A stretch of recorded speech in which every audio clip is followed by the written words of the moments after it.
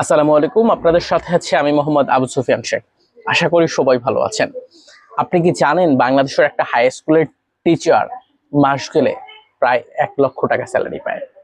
কিছু কিছু ক্ষেত্রে আরো বেশি। প্রত্যেকটা হাই স্কুলের টিচার তারা বিএমডব্লিউ ছাড়া চলে না। আর কি বলে টুনা ফিশ এই ধরনের মানে খুব দামি খাবার ছাড়া তারা হচ্ছে খুব একটা খাবারই খায় না। তারা অনেক বড় লোক হয়ে থাকে।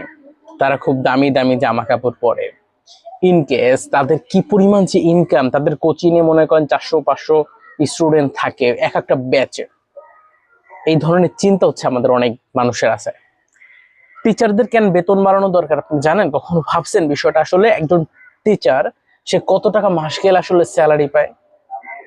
আজকের বাজারে তার যে বেতন, তার যে উৎসব ভাতা, তার যে বাসা ভাড়া টাকা দেয়া হয়, আজকের বাজারে তার বিন্দু মাত্র কতটুকু হয় একবার ভাইবা দেখছেন? কতজন আসলে এটা ভাবছি? আমরা ভাবি না। আমরা শুধুমাত্র বলি, আমরা হাতে গোনা পরিচিত খোঁজ নিয়ে জানি অমুক স্কুলে আমার অমুক আত্মীয়, সে অনেকগুলা স্টুডেন্ট পড়ায়, কোচিং করায়, সে অনেক টাকা ইনকাম করে। জাস্ট একটা দুইটা হাতে গোনা কয়েকটা তথ্য দিয়া আমরা সারা দেশের টিচারদের হচ্ছে ভাগ করি। হ্যাঁ, ঢাকা কেন্দ্রিক যে স্কুল কলেজগুলো আছে সেখানে অনেক টাকা ইনকাম, ইটস ট্রু। তবে অন্য জায়গায় আপনি শহর কেন্দ্রিক এমন ইনকেস আপনি বিভাগীয় বরিশাল যদি দেখেন, কিংবা রাজশাহী, কিংবা চিটাগাং, সেই জায়গায় অনেক স্কুলে তথ্য আপনি চাইলে নিতে পারবেন। যাদের স্টুডেন্ট অনেক বেশি না, যারা কোচিং করায় তাদের সংসার চালাইতে পারে, বিষয়টা এমন হয় না। অনেক জায়গায় এমন পরিমাণ টিচারও পায় না। আবার কোচিং করে শুধুমাত্র কি করবে?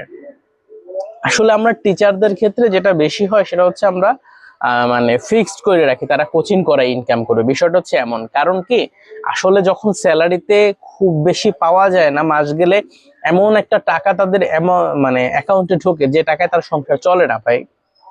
একটা শিক্ষকের বয়স 25-26 বছর না।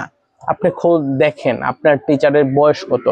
আপনার টিচারের বয়স এমন না যে 27 বছর মাত্র গ্রাজুয়েশন কইরা আইসা সে হাই স্কুলের কলেজের টিচার হয়ে গেছে, সে হেডমাস্টার হয়ে গেছে, সহকারী হেডমাস্টার হয়ে গেছে। বিষয়টা কিন্তু এমন না।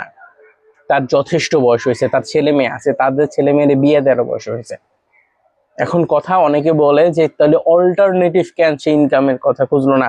সারাদিন প্রায় ক্লাস করাই একটা মানুষ কি আলাদা কোনো একটা ব্যবসার কথা, একটা ইনকামের কথা ভাববে? একবার চিন্তা করেন তো। এতগুলা কথা কেন বললাম জানেন?